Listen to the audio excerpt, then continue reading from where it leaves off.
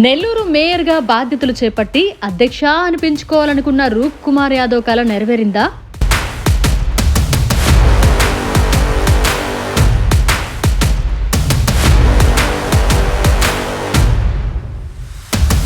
Incharge మేయర్గా ఆయన బాధ్యతలు చేపట్టనున్నారా?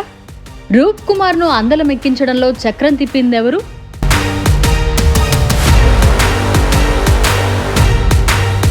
రూప్ కుమార్ యాదవ్ ఎన్నో ఏళ్ల నుంచి ఎదురు చూస్తున్న ఆ రోజు రానే వచ్చింది. ఆంధ్రప్రదేశ్ రాష్ట్ర పురపాలక శాఖ మంత్రి doctor Ponguru Narayana, MP Vemireddy Prabhakar Reddy, MLA Kotamreddy Sridhar Reddy, Vemireddy సోదరుల సహకారంతో మొత్తానికి రూప్ కుమార్ యాదవ్ మేయర్ పీఠాన్ని అధిష్ఠించనున్నారు. ఇన్ఛార్జి మేయర్గా రూప్ కుమార్ యాదవ్ పదవిని అలంకరించడంలో వేమిరెడ్డి సోదరులు కీలక పాత్ర పోషించారు. తమదైన శైలిలో చక్రం తిప్పి కూటమి ప్రభుత్వానికి అండగా నిలిచారు. నెల్లూరు నగర కార్పొరేషన్కి సంబంధించి ఇటీవల జరిగిన రాజకీయ ఎత్తులు పై ఎత్తుల్లో చివరికి అధికార పార్టీ మేయర్ పీఠాన్ని దక్కించుకుంది. అనూహ్య పరిణామాల మధ్య మేయర్ శ్రవంతి జయవర్ధనే రాజీనామా చేయడంతో ఆమె స్థానంలో ఇన్ఛార్జ్ మేయర్గా రూప్ కుమార్ యాదవ్ బాధ్యతలు చేపట్టనున్నారు.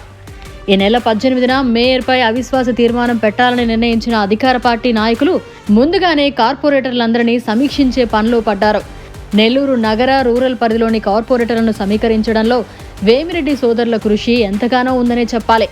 మంత్రి నారాయణ ఆదేశాలను తూచా తప్పకుండా అమలు చేసి ఆయనకు నమ్మిన బంటులుగా వేమిరెడ్డి సోదరుల నేతృత్వంలో రూప్ కుమార్ యాదవ్ మేయర్ పీఠాన్ని అధిష్ఠించడంలో ముఖ్యంగా వ్యవహరించారని చెప్పడంలో ఎలాంటి సందేహం లేదు. ముఖ్యంగా వైసీపీ నగర అధ్యక్షుడు కార్పొరేటర్ బొబ్బల శ్రీనివాస్ యాదవ్ ఇతర నేతలను కూటమి ప్రభుత్వంలోకి తీసుకురావడంలో వేమిరెడ్డి విజయభాస్కర్ రెడ్డి తన వంతు చాణుక్యతను ప్రదర్శించారు.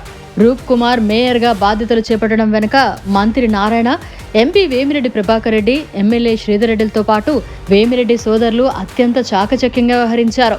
కూటమి నేతల మధ్య ఎలాంటి విభేదాలు లేవని ఈ పరిణామాల ద్వారా స్పష్టమవుతోంది.